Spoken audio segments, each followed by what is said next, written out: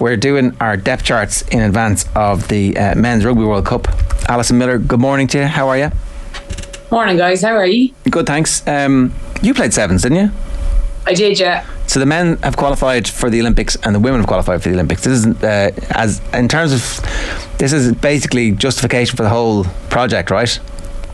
Oh yeah, like in fairness to him, Anthony Eddy, like I suppose we'll criticise him for the work that he did maybe with the women's 15s game.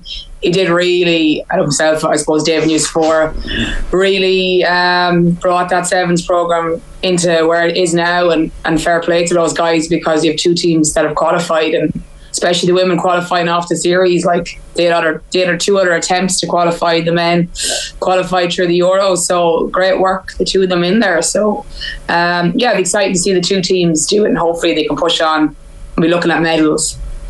Let's look at the depth chart that you picked for us. So we're looking for the back three here. I think everybody knows who our first choice fullback is at the moment. Speaking of the sevens, it's Hugo Keenan. He is absolutely imperious. There's been no sign of his form dipping at any point. Touch wood, and not trying to attempt anything. But after that, you've gone for Jimmy O'Brien number 2 and Mac Hansen number 3. Yeah, it's a very. You're looking at the players in the back three. It's very wing heavy, and like. You're looking at, like, you're talking about Keenan, like, I love the way he plays, his speed endurance, his high speed meters to cover that ground, to work into, attacking and defensive positions. Like, we can go through all the things, we can go through in a few minutes, but I'd probably be looking at Jimmy O'Brien, quite a similar player than Keenan, probably not the finished article yet in terms of that development, but good player. He'd be my number 2. Hansen is there really, and he's not, he's played a little bit of fullback for Connacht, albeit at lesser opposition. His skill set would suggest that he could do a job there, his aerial skills, his playmaking ability. But I don't think, to be honest, we're going to see him there at fullback in the World Cup unless something happens. But that'll be my thinking on it. But very wing heavy. Yeah. Most of your players there are your wingers. You're looking at Mac Hansen winger, James Lowe winger, Jimmy O'Brien played mostly on the wing, Nash winger, Earls winger, Stockdale winger. I know Stockdale has played 15, but it probably didn't work out the way we would hope at the time. So then really only Keenan and O'Brien then can do a job there for you. So when we're not playing in the big games at the World Cup and they're resting Hugo Keenan, which never seems to happen, he basically has played more minutes, I think, than anybody else. Certainly there was a period where he had the most minutes under Andy Farrell than anybody. So who will play? Will it be O'Brien, do you think? Is he we're resting Keenan for this week because we got South Africa next? I'd play O'Brien. Now the only thing is, we've seen Keenan play most games and play most minutes in a Six Nations where you're trying to win a competition and you short turnaround. So in this tournament, when you've got your, no disrespect to your weaker teams, yes, you might see someone different coming in and playing that 15, and that's what you'd hope to see. But it's an interesting one there, because Stockdale's played 15, but he's been so out of form recently, and it'd be interesting to see, can he get that form back? Form is an interesting thing.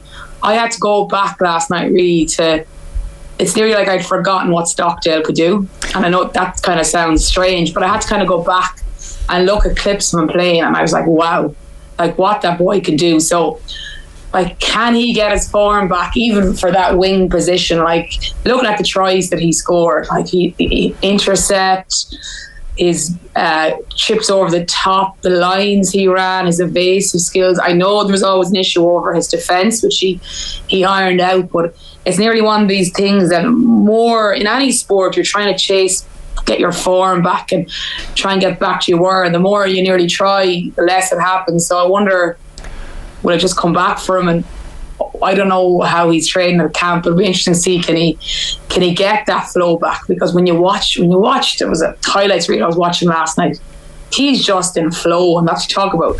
Sports person, when they're playing well, he's in flow. So that'd be my thinking on it. Now, people probably differ, but I would be starting O'Brien when we're not starting Keenan. He's also 27, Jacob Stockdale, Alison. So, like, you know, if he can regain even some of that form from 2018, like, we can have him for this World Cup, and look, he'll only be 31 for the next World Cup as well. So for the next coming years, he's going to be so important to us, as you say, if he can regain some of that.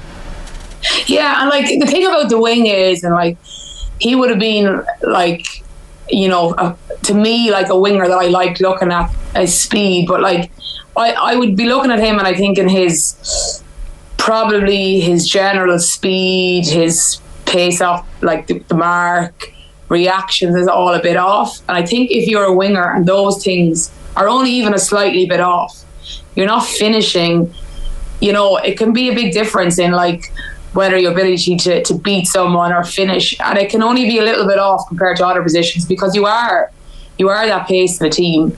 So at the moment, like, he could be a little bit off, but that could make a huge difference in not being able to do the things that he can do. And I know that sounds like, well, it's a tiny bit off, but you think of a sprinter in athletics, and if they're off, they're off. But in the general terms of things, it's probably not huge times, like, you know, a point something of a difference. But in that position, I think that's what I'm looking at him now. He looks sluggish compared to what he looked at, if that makes sense. Like, he just looks a bit horrific injury problems. And here's the thing: the Ireland setup obviously know what he's capable of because they've been there when he's done those things. We had James Ryan doing his "you had to be there," and he said he was like world class at the chip through and regather, and he picked the try that he scored against the All Blacks, which when you go back and look at it is actually unbelievable. Like, unbelievable. And I'd ask anyone to go back and look at these because it has been a little bit that you kind of nearly forget. And like, there's not only just the chip throughs, but like I was looking at his in and outs, you know, to the defender, bringing the defender in and out, like those small things, the nuances of a winger, you know, his fend, the lines running off like 9 and 10, those goal slides coming through, like those stripe runners that the wingers run. And they're so good. So I think I think if you've got a player like that, and I think it's testament to the management, you know that's in there. You just have to try and get it back somehow and get that form back. And it was obviously James Tracy who also had James Ryan in his list. That was why I was getting them mixed up. But the point about that, I think that's the exact point. That they obviously feel like they don't think it's a lost cause because there's actually loads of other competition for the wing slots that they could be thinking about putting on the plane, but they're like, if we get Stockdale back to where he was, we can play him instead of any of the rest of the wingers and it's not going to be a significant loss. Whereas if Stockdale's not at that level, then the first choice wingers, and we've got Lowe and we've got Hansen, we were, you know, spoiler alert, they're your number one in the two spots. Like, if Stockdale is where he used to be, then we don't mind if either of those are injured. But if he's not, then it's a massive step down. Yeah, and I think, like they're looking at what his baseline was, and like you can get him back to that ability, and you know there's competition there, and he is different. Like he's different to, like you look at Lowe, like his big strength, that left boot, his ability to exit first. I know he had some difficult moments in Champions Cup final, you know, that was difficult when he's trying to exit, but like James Lowe, that roaming winger, to get off his wing, like he'll be hovering in around the back of the ruck, running those lines off 9 and 10. He's sometimes nearly plays like an extra back rower. He's a strong carrier in around the tight as well. Like the small nuances, like he'll be tackled, he'll release the ball, he'll get back on his feet, he'll gain a few metres, and his big fend, his defence has improved a lot over the last few years, and you know, obviously James Lowe offloading ability, the ability to bring other people into the game. And like Hansen is comfortable standing in at first receiver, and you know Andy Farr likes those wingers. He likes the wingers that get off their wing and get involved and add value and add work rate. And I think you know they're all different when you look at them, and sometimes not majorly different, but like you can go through every winger and they are different. They have their different strengths, but I just still, the only thing that would kind of not worry me, but they're mostly wingers who've played a bit of fullback. Yeah. You know what I mean? Well, maybe O'Brien, when he was coming through, could play basically anywhere and has played 13, so maybe he's the most likely to step in. You've got Lowe for the 11, you've got Lowe, Stockdale number 2, and Earls 3. They obviously love Keith Earls, and I think we all understand exactly why. Yeah. They've given him, you know, they announced ages ago that he was going to have a contract to the end of the World Cup, and then he comes back from injury and has this glorious final moment at Munster, we think, unless he goes back to Munster and plays another couple of seasons, because he doesn't look like he's lost a step. Yeah, like he's 34, 35. Is he 34 or 5? I think he's 35. I'll do a quick Google here. You keep talking. Do a quick Google there. I think he's probably 34 or 5. But 35. 35, is it? Like, unfortunately, that's kind of in around the time when you're playing that you're starting to lose that little bit of speed. But, like, obviously he's injured. But I would have him there, and with his experience and, like, everything that he's done and just his ability, I think he could still give you one last push. I think he's got that ability. I know of him down there at 3, but that's taken into consideration. He has been injured. We haven't seen him playing much a game time. Yeah, he has one good game, but like that's not consistent. But at the same time, with his experience and with his mindset and everything that he's been through, I wouldn't put it past him to give us one last push in a World Cup and get the most out of himself and use that experience to, like, he's defended every position, or not every position, every scenario that he's had to defend being a winger. Like, you know, you'll be put up with these difficult situations in games, and you know, your experience will get you through that too. And if he can, you nearly with the mindset, this is my last World Cup, and you can nearly, like, I felt when I was retiring and I didn't have much in me left, but I felt like you could pull together for, you know, your one last go and get the most out of yourself. And I think he can do that. I think he can do it, but like, it's not guaranteed. But same time, I think he's someone that you have there and is capable of pulling out.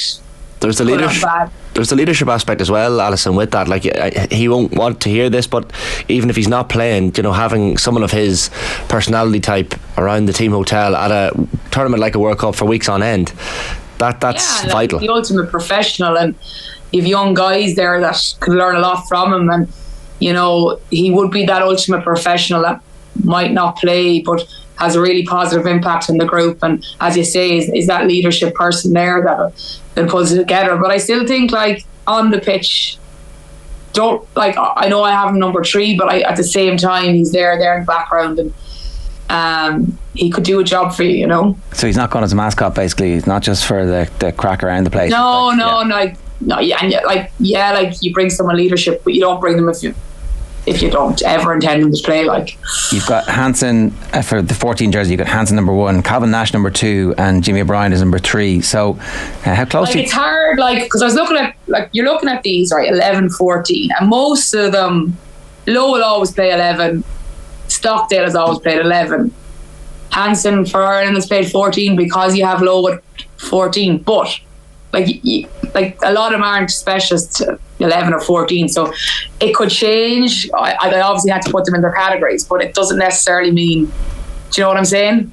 Do you get what I'm saying? As in, I had to put them in 1, 2 or 3, but some of them, like Nash could play 11 or 14, O'Brien could play 11 or 14. We haven't seen Mac Hansen play 11 because he's always been there, but anyway, that's kind of got off on a tangent there. But Calvin Nash is probably your most informed winger at the moment, and look, Hansen has that, as I said, Farrell loves those untidy wingers that get off their wing, and you'll see with Hansen, his playmaking abilities, he'll come in there as an extra attacker and get that attack going.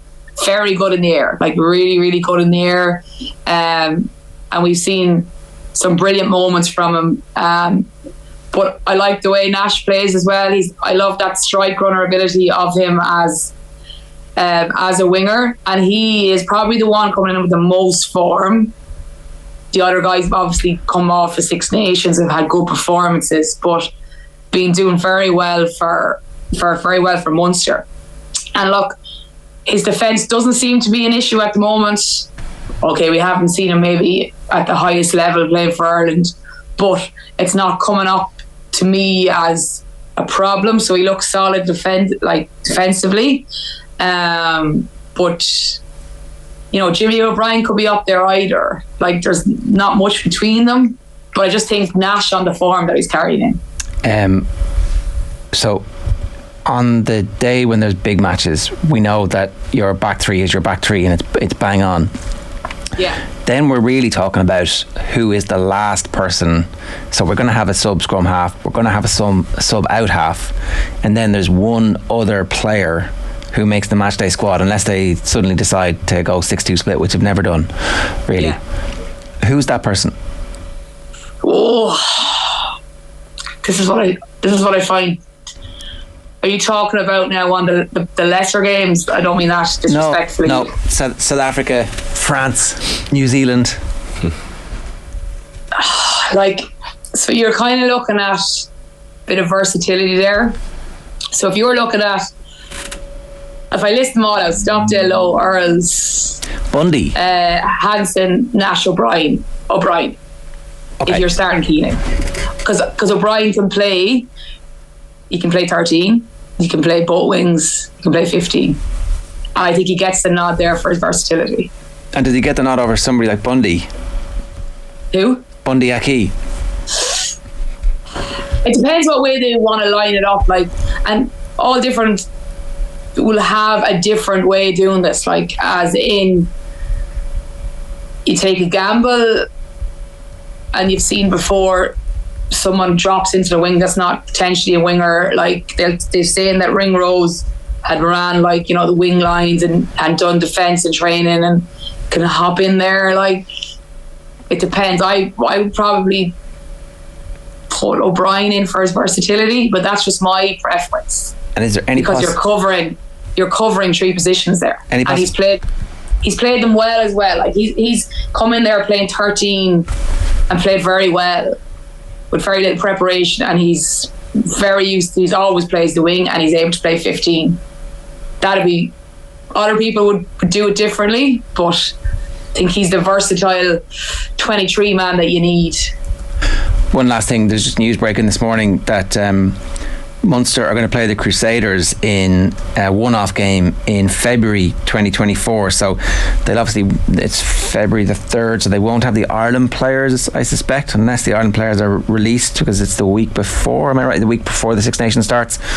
But they've announced a one-off against the Super Rugby champions, the Crusaders, who are going to have Rob Penny as coach.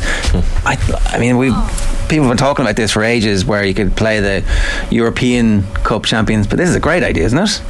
Yeah, it's a great idea. And if you watch Super Rugby, it's so fast, it's so different at times in this Northern Hemisphere game that we play. So I just love to see how that turns out, and it's obviously going to be exciting. So yeah, I think that's, hopefully it'll kind of drive more of that. I hope it's not just a once off. You hope it'll maybe go somewhere. Yeah. It doesn't say where the game is going to be. I wonder, is there a chance for them to stick it in Páirc Uí Chaoimh? But we'll see. Alison, good stuff. That was brilliant. Thanks a million.